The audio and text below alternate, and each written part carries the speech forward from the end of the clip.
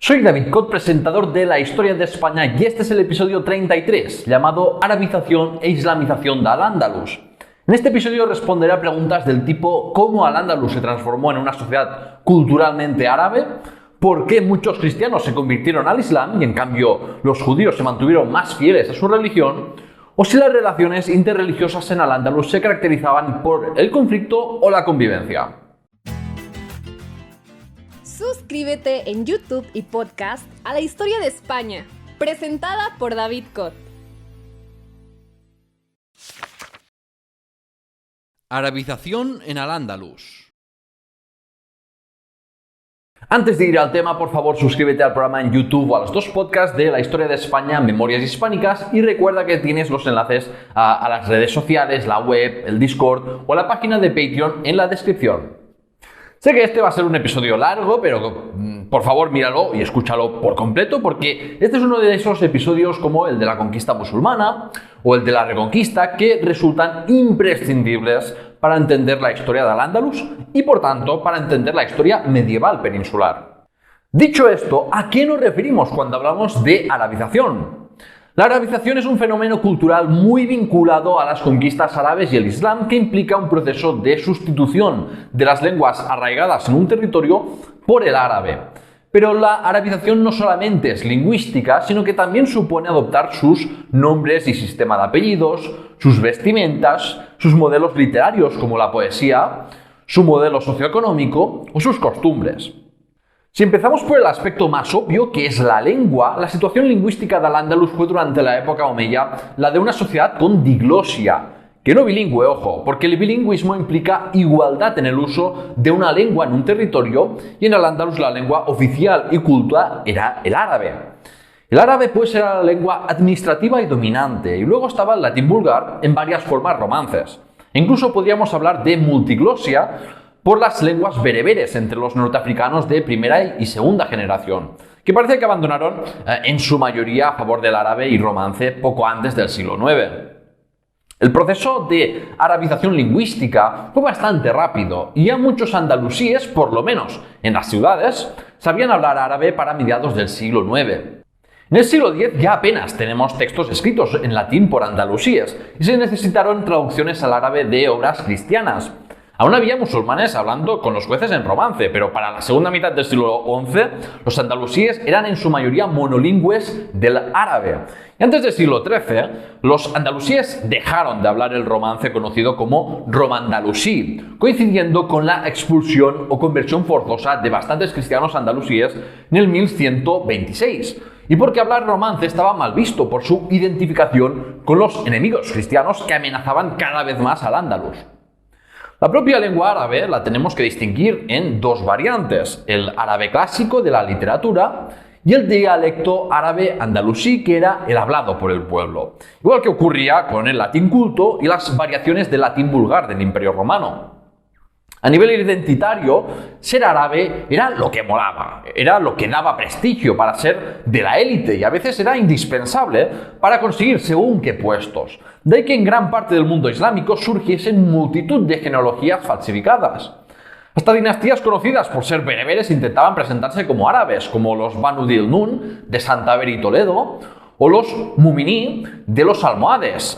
Y si vemos hoy en día Marruecos, por ejemplo, podemos ver como muchos marroquíes dicen descender de árabes, aunque en realidad apenas hubo árabes asentados ahí. Lo que se ha venido, digamos, produciendo es una arabización cultural que aún sigue hoy en día. El proceso de arabización lingüística y cultural, como en otros procesos similares como la romanización o la hispanización, fue más temprano en las ciudades que en el campo, más temprano y más intenso en unas regiones que en otras. Pero lo que es muy importante entender es que al final afectó a toda la población andalusí y que daba igual que fueras musulmán, cristiano o judío, hispano-godo, bereber o mixto, que la arabización te iba a afectar igual. De manera que es un error hablar de tres culturas como equivalente a religiones, porque solo prevaleció la cultura árabe. Por eso hablamos de mozárabes para referirnos a los cristianos arabizados de Al-Ándalus. Podemos empezar a hablar de algunos mozárabes en el siglo IX y aplicar el término a todos los cristianos de Al-Ándalus en el siglo X, pero cabe mencionar que es un término propio de las fuentes latinas a partir del siglo XI. Las fuentes árabes se refieren a los cristianos bajo su dominio como nazarenos, romanos o politeístas, porque la Trinidad es vista por el Islam como un politeísmo, o al menos no como un monoteísmo estricto como el Islam o el judaísmo. Tal y como podemos comprobar con la documentación de la comunidad mozárabe de Toledo bajo dominación cristiana, la mayoría de sus escritos los redactaban en árabe, incluían vulgarismos y necesitaban que les tradujesen el romance, lo que indica que su lengua nativa era el árabe y no el romance. Es frecuente incluso encontrarse en los escritos mozárabes expresiones en árabe propias del Islam, como en nombre de Dios el clemente y misericordioso, o referencias a la circuncisión de los cristianos, con lo que hasta hubo influencias islámicas en la cristiandad andalusí. También se refleja la arabización en la onomástica de los cristianos andalusíes. Por ejemplo, si el cronista Ibn Hayyan, al hacer referencia a 4 hombres de una embajada de Córdoba a León, no hubiera especificado que estos eran un obispo, un arzobispo, un conde y un juez de los cristianos, por el nombre habríamos supuesto que eran musulmanes. Los mozárabes siguieron el nasab árabe. Por ejemplo, uno se llamaba Andrés, pero su padre era Yusuf, también cristiano. O el arzobispo de Toledo en época del califa Al-Hakam II se llamaba Ubayd Abdallah. A mediados del siglo IX, Álvaro de Córdoba lamentaba que los cristianos estudiasen el Corán y la poesía árabe para adoptar la lengua árabe, para aprenderla en masa y así olvidarse del latín. E incluso denunciaba que el metropolitano de Sevilla quería fomentar la enseñanza del árabe. Como Álvaro formaba parte del movimiento de los mártires de Córdoba, podríamos sospechar que exageraba o que eso se limitaba más a la zona de la capital. Pero sin duda algo de verdad debía tener, y esto confirma un proceso de arabización temprana. Sabemos por varios escritos y testamentos de los cristianos arabizados que estos adoptaron vestimentas como velos y túnicas y mobiliario propio de los musulmanes, ya que, por ejemplo, encontramos referencias a almohadas, colchones y cojines, pero hay una ausencia de menciones a mesas y sillas, es decir, los mozárabes se habían acostumbrado a comer en el suelo. Por pertenecer al Andalus, los mozárabes se regían por su modelo político y económico, que no se caracterizaba por las relaciones de dependencia o feudales entre señores y campesinos dependientes o siervos, como en la Europa cristiana. Y por otro lado, los bereberes fueron abandonando su nomadismo y su organización tribal. Por lo tanto, la arabización iba mucho más allá de la adopción de un idioma, sino que implicaba también una asimilación social y cultural dentro de una sociedad estatal tributaria e islámica. Si nos vamos a la frontera del mundo islámico y cristiano, ya expliqué en el episodio extra 14, la frontera de Castilla y La Rioja en la Alta Edad Media, cómo en tierras del futuro condado de Castilla hubo una arabización inicial más intensa, porque fue conquistada militarmente en vez de someterse por pacto, como por ejemplo las tierras riojanas de los Banu Qasi. La existencia de numerosos topónimos de origen árabe en la meseta norte y Galicia se solía explicar por una inmigración mozárabe que se ha exagerado muchísimo en la historiografía por estar poco documentada en la Alta Edad Media. Pero como explica el historiador David Peterson y otros, es mucho más verosímil que se debiera al recuerdo del aparato militar instaurado por el califato omeya y por la presencia de una población bereber y cristiana asentada ahí, que fue parcialmente arabizada e incluso una minoría islamizada, porque hay que entender que el Estado omeya cordobés era la potencia hegemónica, política y cultural en aquella época. Entre la población campesina propietaria de la Castilla condal de la primera mitad del siglo X, encontramos que entre un 15 y un 20% de sus nombres son árabes, como Tariq, Sulaimán o Mutarrif. Igual que en la marca hispánica se seguían encontrando Abderrahmanes o Marwanes hasta finales del siglo X. Pero a partir de ahí es posible que se hiciese inaceptable tener nombres árabes por la traumática experiencia colectiva de las campañas de Almanzor. Esa misma arabización e islamización de una minoría de la población autóctona también la vimos en un territorio periférico no controlado por los emires y califas de Córdoba, como era la cuenca del Duero, tal y como expliqué en el episodio extra 12, Tierra de Nadie, el Duero entre los siglos 8 y 11. Podemos verlo en la evidencia toponímica y genética que apunta a la presencia de clanes bereberes en el Duero después del derrumbamiento del califato omeya o con las nuevas oleadas migratorias con Almanzor. en los nombres y sistemas de apellidos árabes, tanto en los bereberes musulmanes como en los cristianos de Coimbra, en la existencia de una mezquita en Segovia, o en la circulación de monedas y cerámicas islámicas en Ávila o Zamora antes de ser conquistadas por los cristianos. De hecho, Zamora recibió mucha población también emigrada mozárabe tras la conquista asturiana. Siendo un territorio de frontera, encontramos en la documentación eclesiástica del Reino de León nombres árabes de clérigos cristianos, nombres de padres arabizados con hijos e hijas de nombre latino, hermanos con nombres de tradición árabe y cristiana indistintamente, o maridos con nombre latino y esposas con nombre árabe y viceversa. Por tanto, la arabización y en menor medida la islamización incluso irradiaba en la Alta Edad Media en los territorios no controlados por Córdoba hasta que pasaron unas décadas entre una sociedad cristiana latina. A nivel de cultura material, la arqueología nos permite constatar pocos cambios en la Al-Ándalus del siglo VIII respecto al periodo visigodo. Estamos en un periodo de transición cultural y religiosa, por ejemplo, con cementerios compartidos de cristianos y musulmanes, a veces de distinta generación, pero muchas veces de la misma familia, lo que no hace más que reforzar lo que ya sabemos por las fuentes escritas. En el siglo IX ocurrió una arabización e islamización material desigual por regiones, igual que la cristianización e hispanización de América fue desigual en tiempo y lugar. Y para finales del siglo X ya podemos hablar de una plena homogeneización cultural y del triunfo de la sociedad islámica. Este proceso de arabización e islamización lo podemos observar con la circulación de monedas árabes, epígrafes en árabe, cerámicas de tipo oriental que también denotan cambios en qué se comía y cómo se comía, en las prácticas funerarias, el urbanismo de las ciudades o en la construcción de las mezquitas, rápidas o viviendas con patio y con mayor privacidad y especialización de los espacios domésticos que en épocas anteriores. Islamización en Al-Ándalus. Si la arabización era un cambio lingüístico y cultural que afectaba a toda la población de la mayoría de países islámicos, incluyendo Al-Ándalus, la islamización supone la conversión al Islam de una parte amplia de la población, pero no de toda, a menos que se produzcan expulsiones y conversiones forzosas de gentes del libro en contra de los preceptos del Corán. Para entender los procesos de arabización e islamización podemos usar el concepto sociológico de la masa crítica, según el cual a partir de un número mínimo de personas un fenómeno se hace viral. Esto va relacionado también con lo que en economía se conoce como efecto o externalidades de red. Piensa en cómo una red social sin usuarios ni oferta y demanda de contenidos va a poder crecer.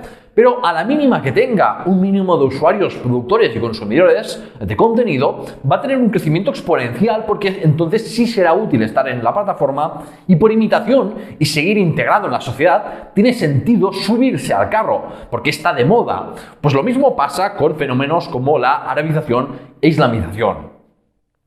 Desafortunadamente no existe ningún registro en el mundo islámico de conversos al Islam para guiarnos sobre cómo se llevó a cabo la islamización o con qué velocidad. No tenemos esos datos cuantitativos, de modo que debemos partir de fuentes indirectas y plantear hipótesis con lo que sabemos. Tampoco ha ayudado que haya motivos ideológicos para presentar una conversión rápida y en masa, o bien para hablar de una comunidad mozárabe que, en el espíritu de la Reconquista, se resistió heroicamente a convertirse al Islam y preservó el verdadero espíritu nacional español, como defendía el carlista Francisco Javier Simonet. En los años 70, el estadounidense Richard Bollet publicó su método estadístico para aproximarse a la velocidad de conversión en el mundo islámico a través de las genealogías árabes de los diccionarios biográficos. Así formuló la curva de Bollet, una función logística que muestra el grado de crecimiento de la islamización. Por ejemplo, cómo en las provincias centrales del califato abasí se aceleró el proceso de conversión desde la llegada de los abasíes hasta haberse convertido la mayoría de conversos potenciales en el siglo X. Y a partir de ahí ya el ritmo de crecimiento se estabilizó. Aunque tomó algunas precauciones, vale la pena señalar que este método de tomar la onomástica de nombres de tradición musulmana o más en general árabe es un problema, porque podemos observar en la península ibérica mismamente que los judíos y cristianos arabizados podían llevar nombres tan musulmanes como Muhammad, mientras había musulmanes que llevaban nombres de raíz latina o pirenaica vascona. Con lo que este método nomástico indica tendencias, sí, pero infalible desde luego que no es. Luego está el hecho de que los diccionarios biográficos solo recogían información de la élite, pero bueno, Bullitt ya alertaba de estas limitaciones y también señalaba que la curva nunca llega al 100% de conversos y que no permite conocer el tamaño de la población residual cristiana y judía que no se convertiría por mucho tiempo que pasase. Aparte del estudio de Bullitt, ¿qué otros datos tenemos para ayudarnos a entender cuándo se islamizó mayoritariamente Al-Ándalus? Tenemos, por ejemplo, un notable incremento del número de mezquitas y ulemas en el siglo IX, la peregrinación a las ciudades sagradas y el estudio de los teólogos y juristas en Oriente, la proliferación de los cementerios islámicos, el desmantelamiento de los castros y castellagodos, el abandono de iglesias y monasterios que quedaron en ruinas, fueron reutilizadas con fines cotidianos o bien reconvertidas en mezquitas y oratorios islámicos, la multiplicación de elementos cotidianos con escrituras árabes o las quejas de los clérigos por la arabización e islamización de los cristianos hispanos. Si ponemos estos datos documentales y arqueológicos en conjunto, podemos refutar la tesis de una islamización muy lenta y limitada que solo afectará a las capas altas y urbanas de la sociedad. La arabización e islamización eran fenómenos que iban de la mano, si bien la arabización podríamos decir que suele preceder a la islamización. Pero al final el ritmo de arabización lingüística y cultural que he comentado en la sección anterior se aplica aquí según el consenso entre historiadores y los datos que he mencionado antes. Esto es, un siglo VIII con una abrumadora mayoría católica gobernada por los musulmanes foráneos y a algunos conversos nativos. Un siglo IX agitado por los cambios y resistencias de la sociedad que se estaba gestando y la creciente arabización e islamización de los hispanogodos. Y un siglo X en que los musulmanes ya eran la mayoría social por la conversión de los autóctonos. Es cierto que, sobre todo en el campo, los cristianos más superficialmente arabizados que en la ciudad seguían representando una parte considerable de la población, hasta que en el siglo XII las conquistas cristianas, emigraciones voluntarias, expulsiones y conversiones forzosas supusieron la desaparición de la práctica totalidad de los cristianos y judíos de Al-Ándalus.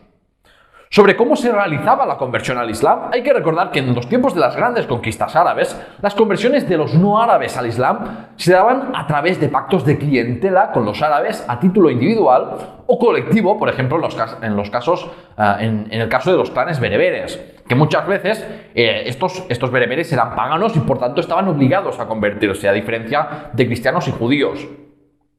Conocemos algunos modelos notariales sobre cómo hombres y mujeres comunicaban a la administración la conversión al Islam en función también de su religión anterior.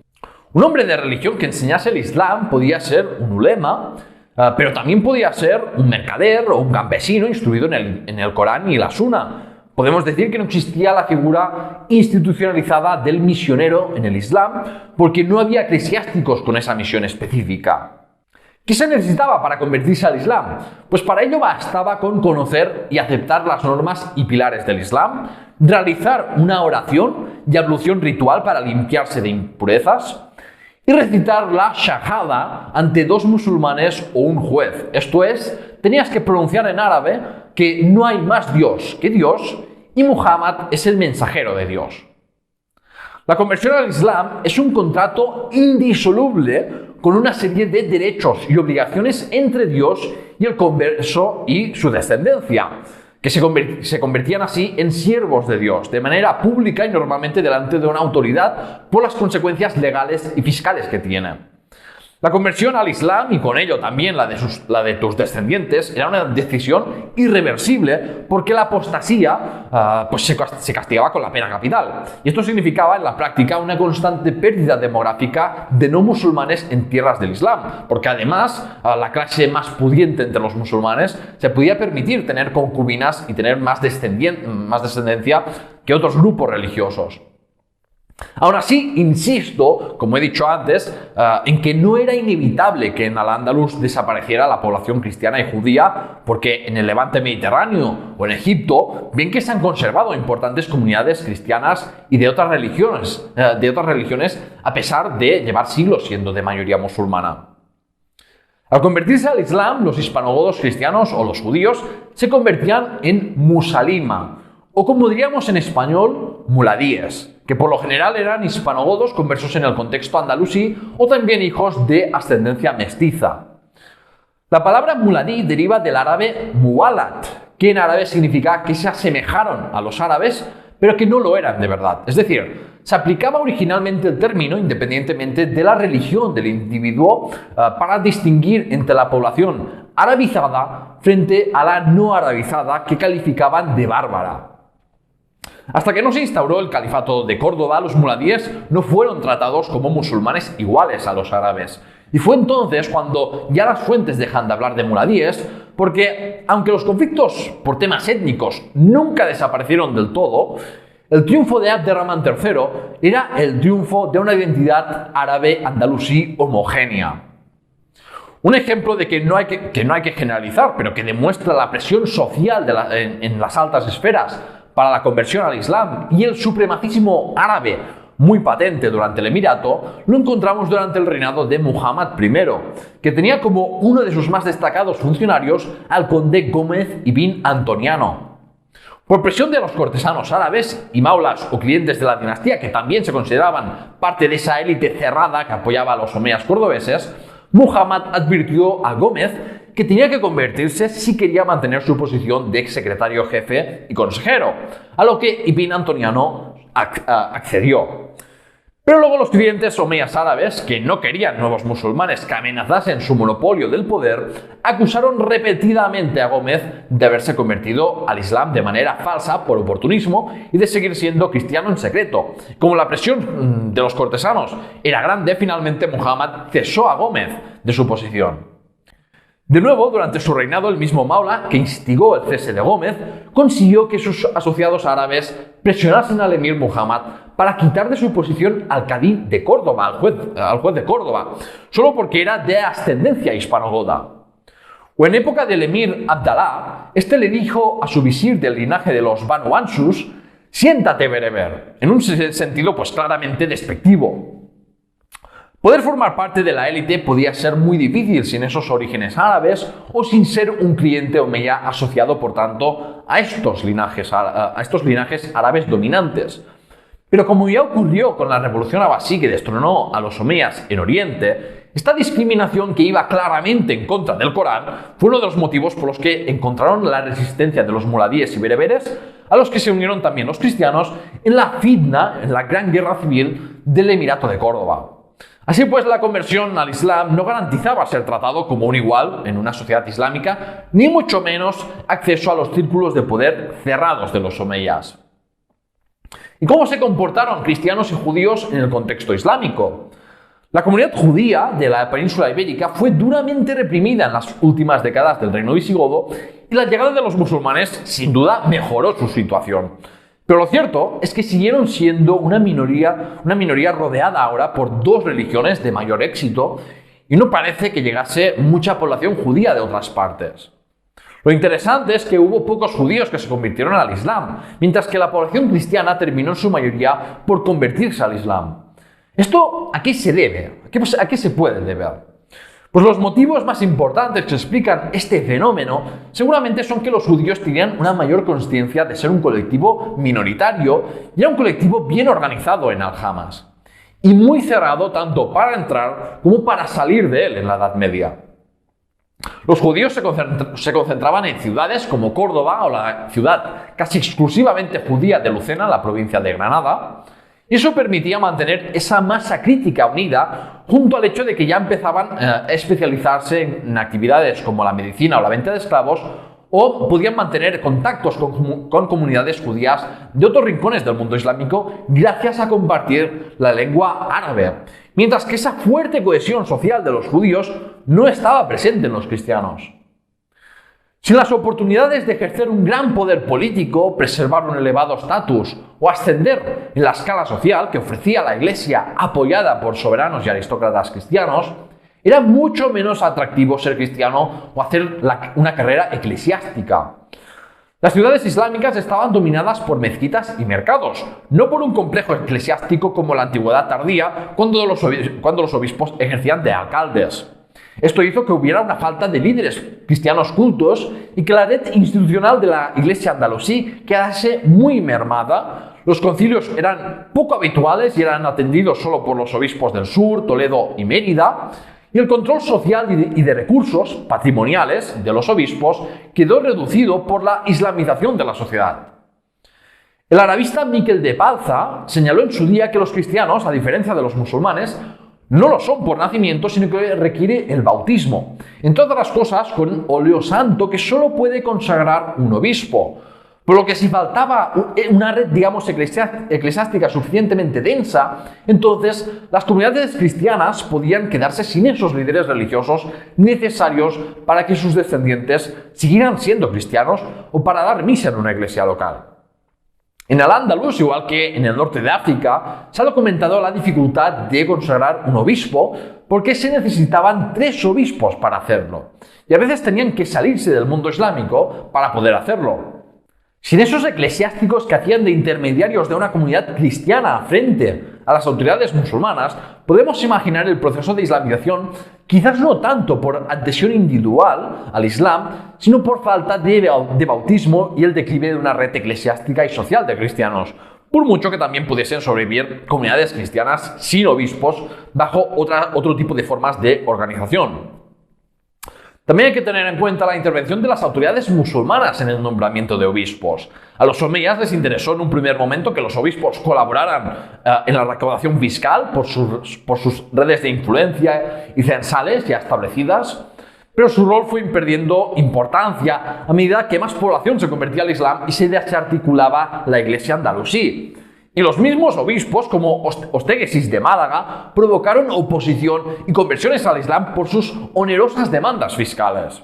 Si a los omeyas les siguió interesando que hubiera una mínima red episcopal, era para señalar que los cristianos andalusíes estaban sometidos al Islam y por la fiscalidad más gravosa a la que estaban sometidos.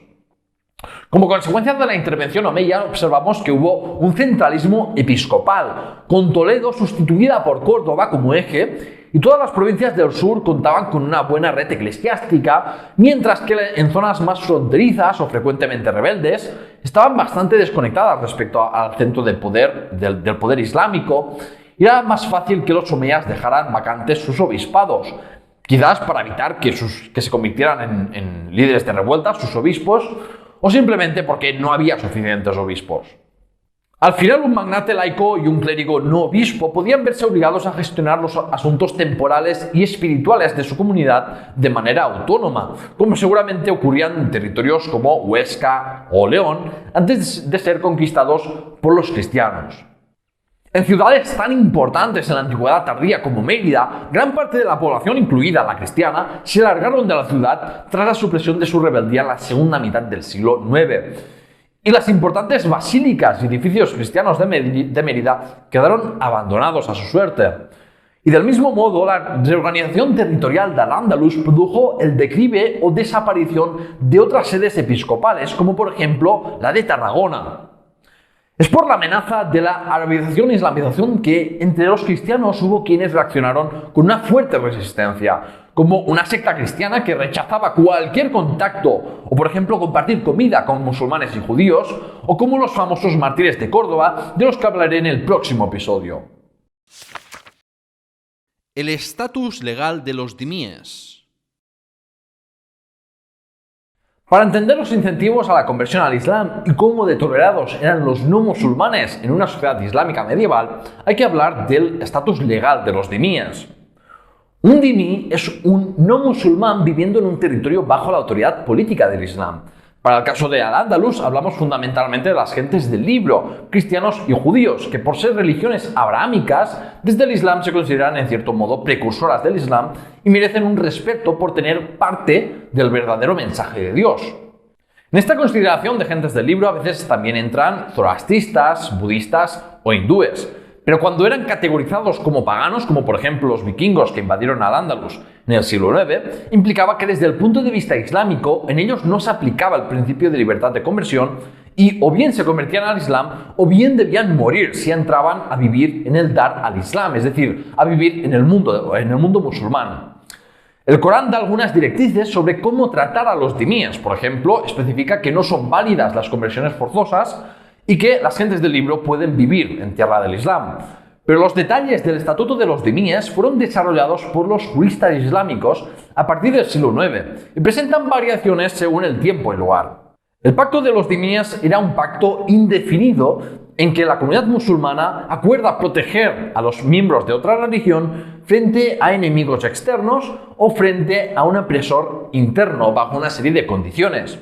Estas condiciones incluían pagar un impuesto de captación conocido como jizya y someterse a una fiscalidad diferente y más gravosa que los no musulmanes, reconocer el dominio político o religioso del Islam y aceptar unas relaciones legales desiguales con los musulmanes. La jizya era concebida como una contraprestación que pagaban los hombres adultos de condición libre y no musulmanes al Estado Islámico para proteger sus creencias y leyes y por protección militar, porque los dimíes estaban exentos del servicio militar. De este modo podemos afirmar que la fiscalidad islámica era confesional, porque había algunas imposiciones que se pagaban según el credo, como expliqué en el episodio 32, Abderramán II, el reformista. No había un sistema dimí estándar en el mundo islámico, sino que había multitud de adaptaciones locales fundamentadas en el pragmatismo. Ni siquiera la jizya era cobrada sistemáticamente, por ejemplo, en el Egipto del siglo VII o en la Sicilia del siglo IX. Y una situación similar pudo haber ocurrido en Al-Ándalus en según qué época y región, donde además podía haber variaciones en la cantidad cobrada, como por ejemplo vimos en el cobro de una cantidad simbólica de la jizya de los pamploneses bajo Íñigo Arista. ¿Y cuáles eran las restricciones legales a las que estaban sometidos los dimíes? Los cristianos se regían con las normativas del Liber Judiciorum de época visigoda y con este marco legal que fueron actualizando y adaptando para encajar mejor en la realidad social y el sistema judicial islámico, resolvían problemas dentro de su comunidad. Y los judíos, por ejemplo, también tenían sus propias leyes.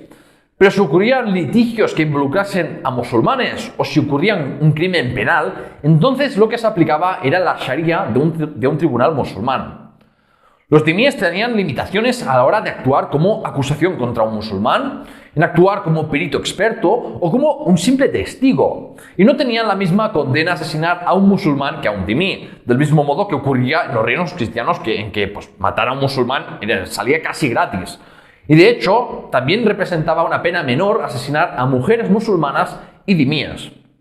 Un musulmán solo puede ser ejecutado por asesinar a un dimí si lo hace por dinero y en cualquier otro caso las familias de los no musulmanes solo podían exigir la compensación monetaria conocida como diya o dinero sangriento, mientras que un dimí que asesinara a un musulmán no podía escapar de la ejecución. Los musulmanes y dimíes no podían dejarse herencias entre ellos, incluso entre familiares, y esto provocó problemas al producirse la islamización de la sociedad, porque significaba que unos padres no musulmanes no podían dejar herencia a sus hijos musulmanes. Las comunidades cristianas y judías tenían prohibido realizar ritos y procesiones en público, podían vender cerdo y vino y consumirlo en privado, pero sin involucrar a los musulmanes ni hacer ostentación en público de su consumo, y no podían construir nuevas iglesias, monasterios o sinagogas. Sobre esto último, recuerda que entre los juristas el hecho de que una ciudad o región fuera conquistada por la fuerza o por pacto tenía amplias consecuencias, aunque la memoria de la época de las grandes conquistas árabes fue sujeta a mucha manipulación debido a esto. La tradición maliquí, fuertemente arraigada en Al-Ándalus, en principio permitía construir nuevas iglesias y sinagogas si el territorio había sido sometido por pacto, pero no si había sido rendido por las armas. Otras limitaciones legales a las que se vieron sujetos los no musulmanes incluían la prohibición de llevar armas, mostrar sus símbolos religiosos o hacer sonar las campanas de la iglesia, y debían llevar ropas distintivas para quedar señalados como no creyentes de la fe verdadera. No pagar la jizya, rebelarse, colaborar con un enemigo infiel, blasfemar contra Dios o el profeta Muhammad, intentar que un musulmán apostatara o que un hombre no musulmán mantuviese relaciones sexuales con una musulmana supone romper el contrato de protección dimí, con potencial de ser castigado con la muerte o ser esclavizado y las propiedades confiscadas. Sabemos que todas estas restricciones legales en según qué tiempo y lugar no se aplicaron, Pero el marco teórico estaba ahí para aplicarlo con el mayor de los rigores si las circunstancias lo exigían. Sobre todo a partir del siglo XI, cuando los musulmanes ya eran mayoría en el mundo islámico, surgieron voces entre los juristas musulmanes sobre las normas para así enfatizar la situación de sumisión y humillación de los no musulmanes en el Dar al-Islam. E incluso alguno afirmaba que el pacto de los dimíes tenía un sentido pragmático en su tiempo, pero ahora que los musulmanes eran mayoría, no hacía falta respetar lo pactado.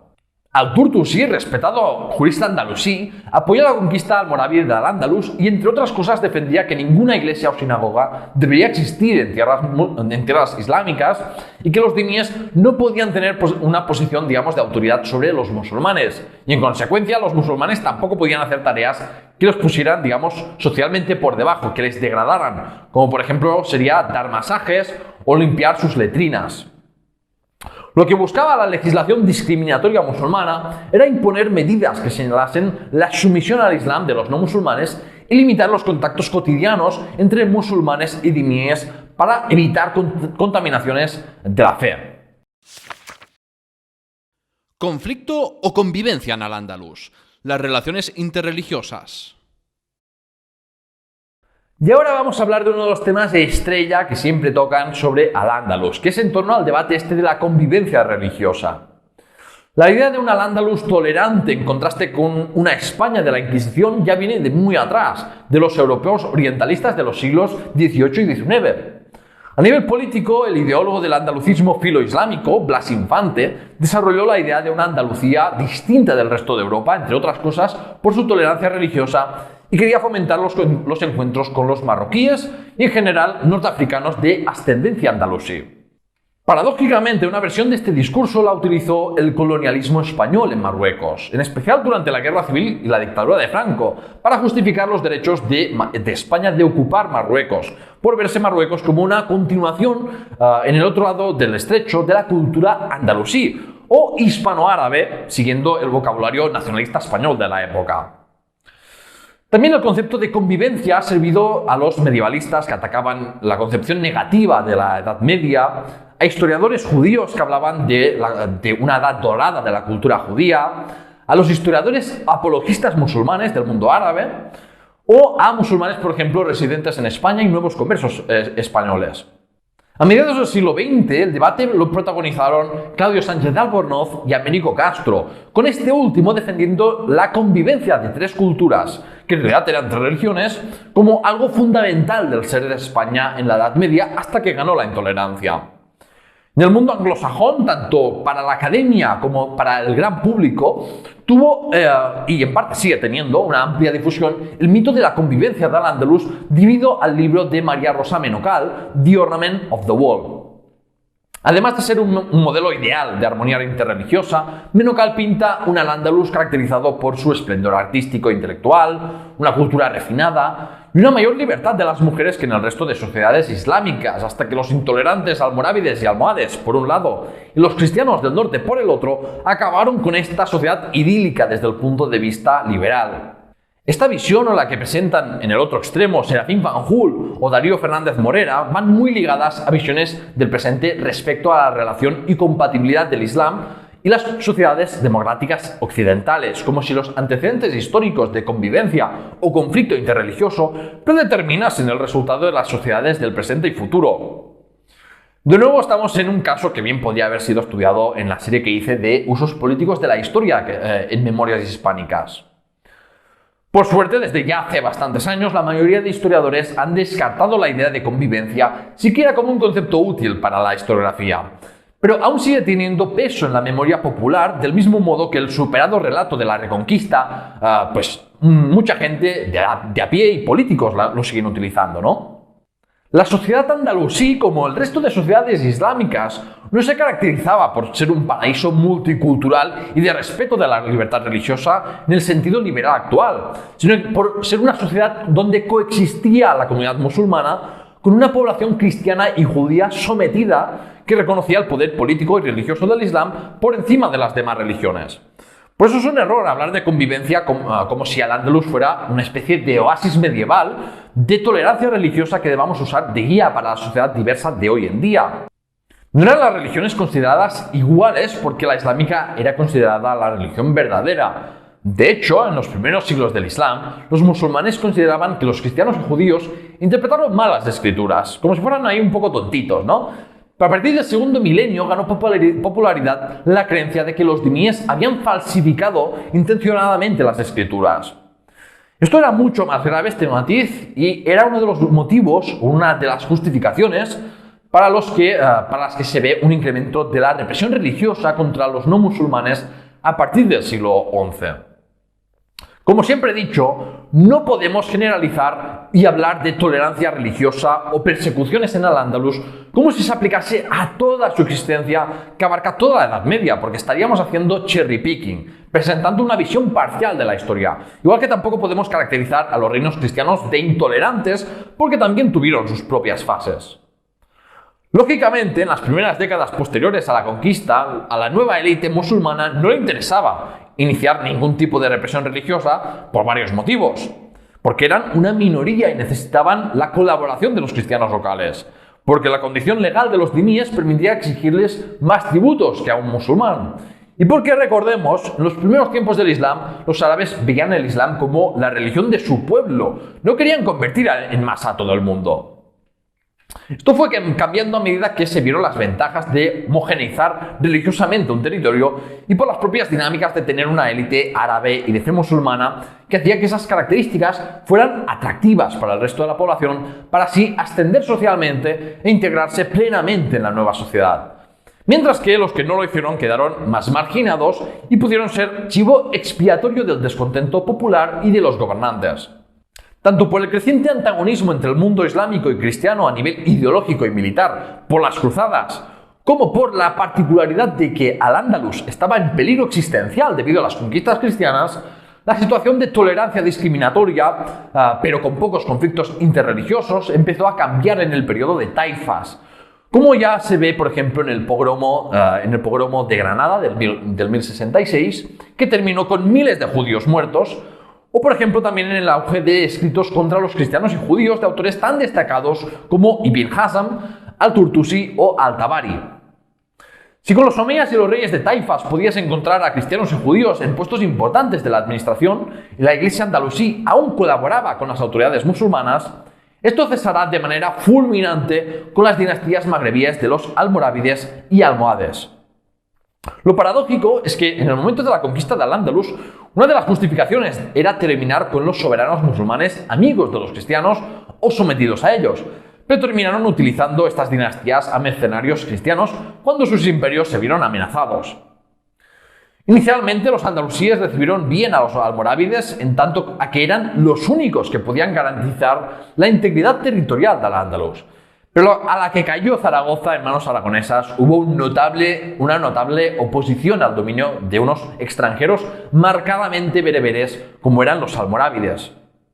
Un momento decisivo para los dhimíes de Al-Ándalus tuvo lugar en el 1126 por la campaña del rey aragonés Alfonso el Batallador en el Levante y Andalucía, porque el monarca cristiano concedió privilegios a los mozárabes para acogerlos en Aragón y porque los mozárabes demostraron ser una quinta columna y eso provocó una fuerte reacción almorávide, lógicamente.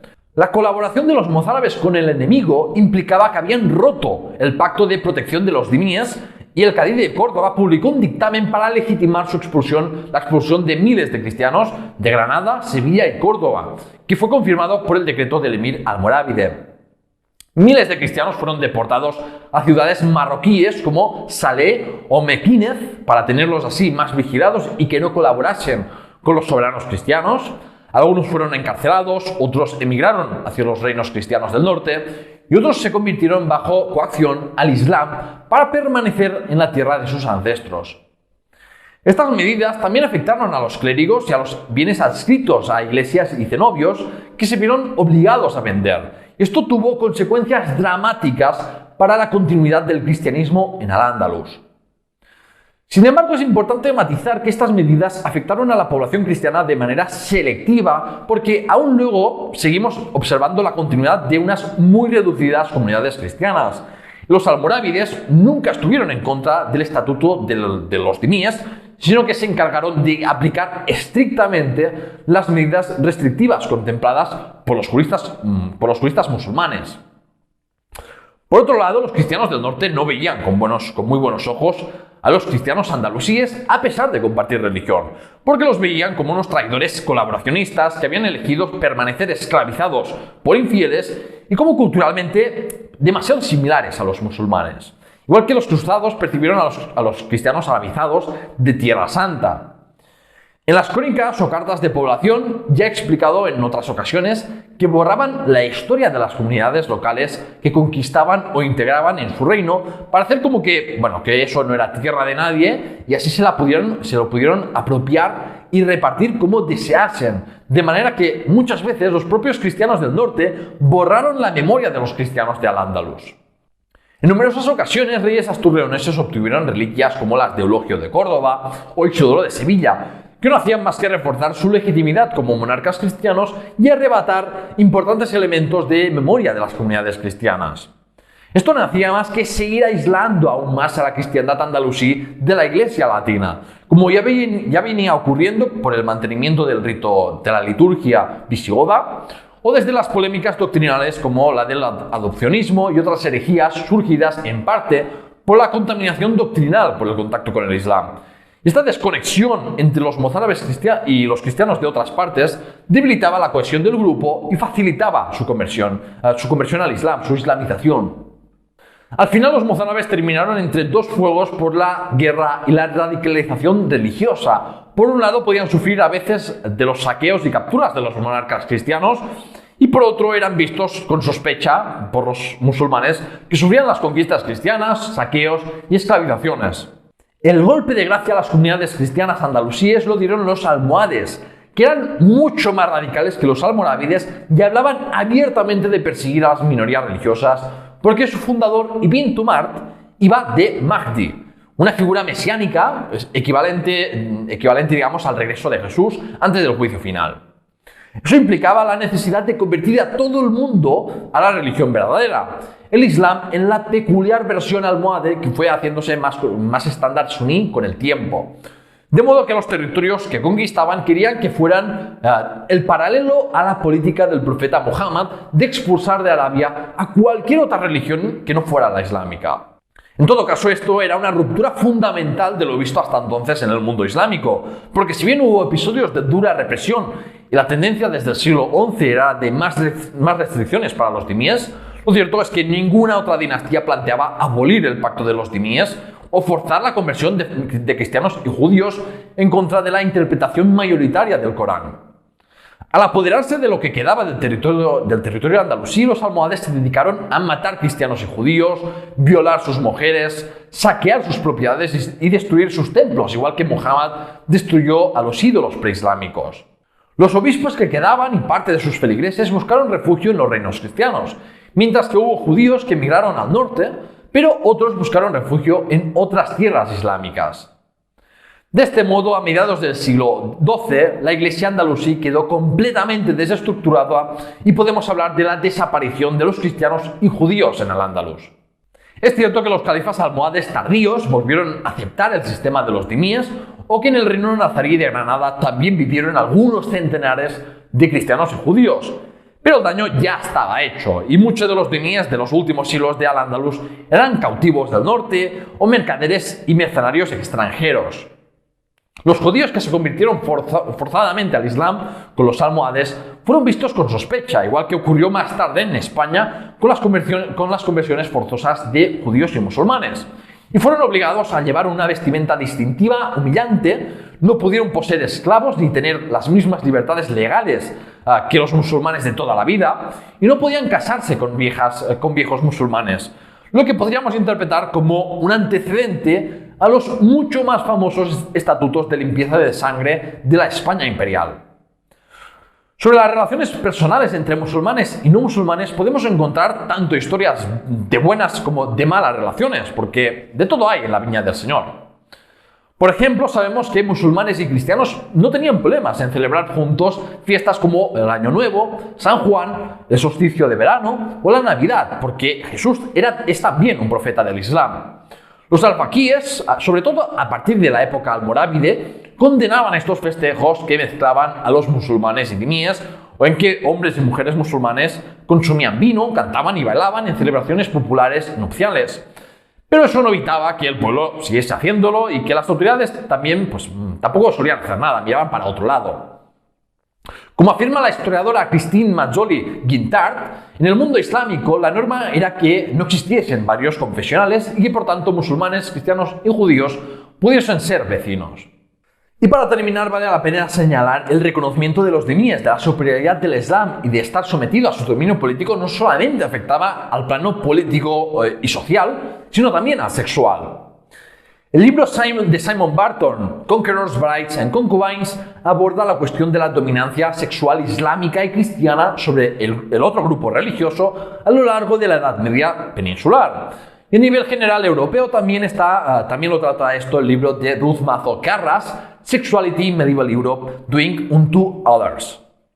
Los conquistadores siempre se establecen como la élite política y también sexual. La historia está plagada de ejemplos. Las conquistas mongolas, los nazis en Francia, los españoles en América, o también los árabes y en menor medida los bereberes en la península ibérica. Ya expliqué en el episodio 22, la conquista musulmana de la península ibérica, que los matrimonios entre la élite conquistadora y conquistada sirvieron para legitimar y consolidar el nuevo régimen y como una de las vías para que los musulmanes se convirtieran en grandes propietarios de tierras. Para la aristocracia hispanogoda, estos matrimonios interreligiosos fueron el modo de mantener su riqueza, estatus social y poder, aunque el precio a pagar era que sus descendientes por vía femenina serían musulmanes. Es importante entender que desde la perspectiva árabe y musulmana, lo importante para definirte como árabe y musulmán era la ascendencia masculina, sin que importase mucho quién fuera la madre. Con solo tener un ancestro masculino árabe, ya podías gritar a los cuatro vientos que eras un orgulloso árabe. Esto se ve claramente en el caso de la dinastía Omeya, que en cada generación los descendientes que se convertían en emires y califas tenían como madre a una esclava concubina de origen bereber, hispano o vascón, por lo que cada vez, de hecho, eran menos árabes desde el punto de vista genético. Y por eso el califa Abderramán III se vio obligado a teñirse la barba de negro para ir más acorde con el ideal masculino árabe. Lo que demuestra, como en tantas ocasiones ya, es que las identidades son construcciones sociales y que ser árabe era una cuestión más de estatus social que de etnia, como vimos que ocurrió con el ser godo en el episodio extra 6, Identidad goda y su evolución. De hecho, la madre de este califa era vascona y su abuela era Oneca Fortune, de la dinastía pamplonesa de los Arista. Esto hizo que hubiera lazos familiares entre los reyes de Pamplona y los emires de Córdoba. Y de nuevo era una muestra de sumisión de los pamploneses a los omeyas, porque Oneca fue dada en matrimonio al emir Abdalá para sellar la paz. Esto ejemplifica cómo el sexo es una manifestación del poder, cómo simboliza el sometimiento total de los cristianos y judíos. Otro ejemplo está en las campañas de Almanzor, que con la captura de muchas personas, muchas mujeres cristianas terminaron vendidas en los mercados de esclavos andalusíes. Según tenemos noticia, el mercado llegó a tener tanta oferta de esclavos que una mujer valía lo mismo que un caballo. Y los musulmanes más de a pie se podían permitir comprar mujeres cristianas para hacerlas sus concubinas, lo que hizo que sus esposas musulmanas no estuvieran muy contentas, que digamos. Al final, las tres religiones abrahámicas coinciden en condenar a las relaciones sexuales de las mujeres de su religión con hombres de otra fe, porque las consideran sus mujeres. En cambio, si un hombre tenía relaciones con una mujer de otra fe, no importaba tanto porque en la mentalidad patriarcal de la época se daba por supuesto que la descendencia sería educada en la religión del padre.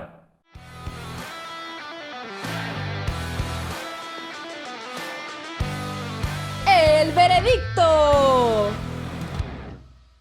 En el veredicto de hoy quiero hacer unas reflexiones más generales sobre este tema de la dominación sexual y las relaciones interreligiosas en la época hegemónica islámica. Está claro que los conquistadores difunden su cultura y su religión a través del sexo. Por eso verás como los hombres del bando vencedor se llevan a las mujeres del bando conquistado, pero no al revés. Es duro decir esto, pero lo cierto es que los conquistadores ven a las mujeres como un premio por su conquista, similar a las tierras, el oro o esclavos que se reparten como botín. Como dice la historiadora Ruth Mazo Carras, cita, La penetración simboliza el poder. Que los hombres de un grupo tengan sexo con mujeres de otro es una afirmación de poder sobre todo el grupo. Fin de la cita.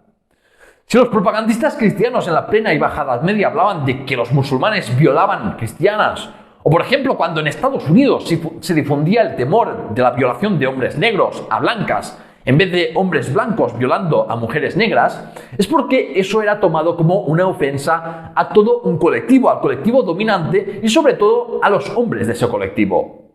Esto es vital para entender no solo la historia, sino también la oposición de muchos hombres de hoy hacia los inmigrantes, que muchas veces son hombres jóvenes solteros. No tengo ninguna duda de que si los inmigrantes fueran en su mayoría mujeres jóvenes solteras, pocos hombres se quejarían. Pero esto es un instinto natural de los hombres. Somos tribalistas, por lo que no queremos ver cómo las mujeres que pertenecen a nuestro grupo, ya lo definamos como etnia, nacionalidad o lazos familiares, mantienen relaciones sexuales con hombres ajenos a nuestro grupo.